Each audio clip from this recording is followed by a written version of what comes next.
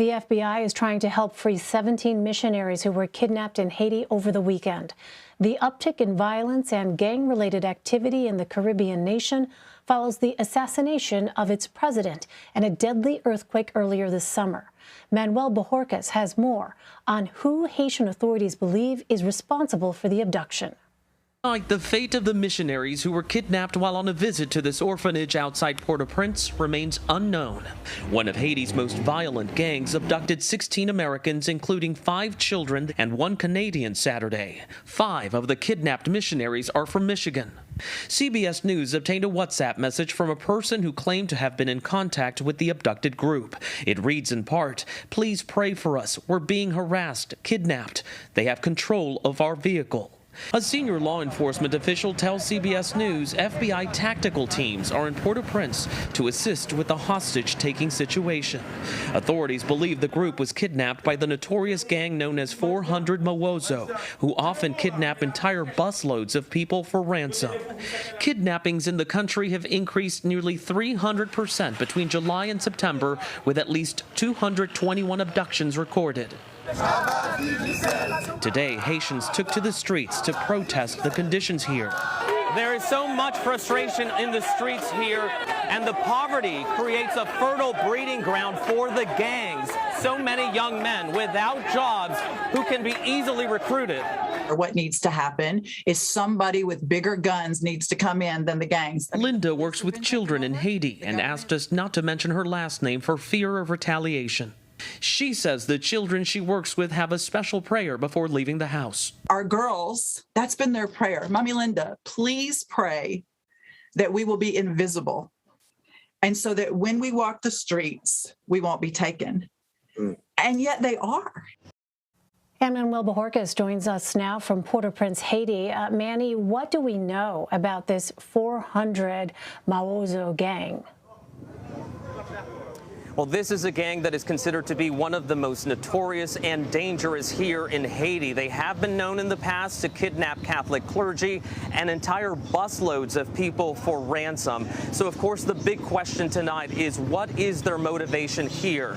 Is there a ransom? And so far, we have tried to even contact the gang ourselves, the leader of the gang, through a phone number we obtained. No real answers tonight. So what's happening is a very delicate operation with the United States involved and senior authorities here in Haiti that at this point we are not privy to all the details.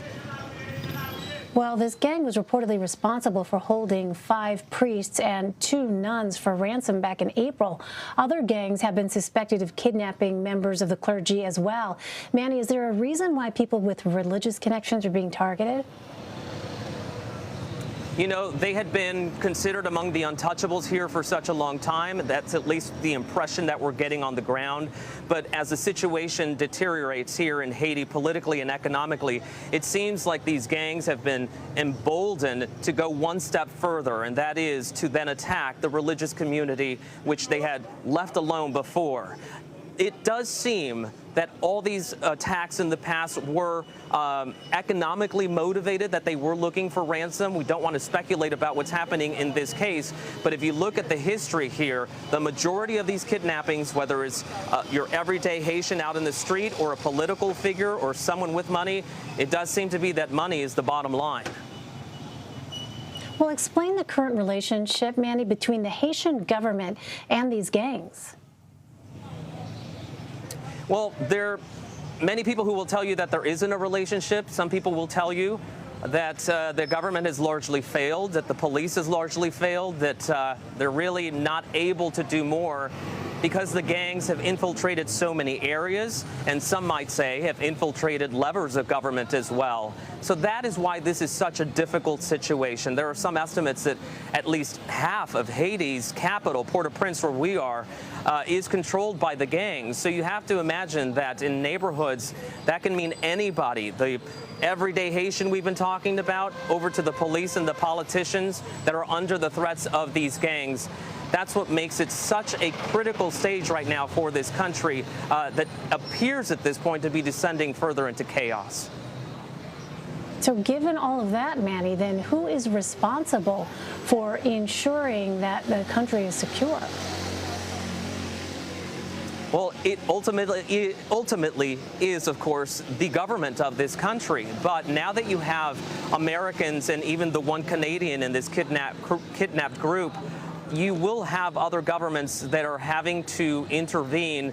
But the difficulty is that they're having to do that with the approval of the Haitian government. They cannot just come in here. For example, the FBI or the tactical teams on the ground cannot just come in here and do what they want. They have to coordinate with the government of Haiti, and that's what is adding yet another layer to this whole operation that is still ongoing right now. All right, Manuel Bojorquez reporting from Port-au-Prince. Manny, thank you. Take care. Thank you. Thank you.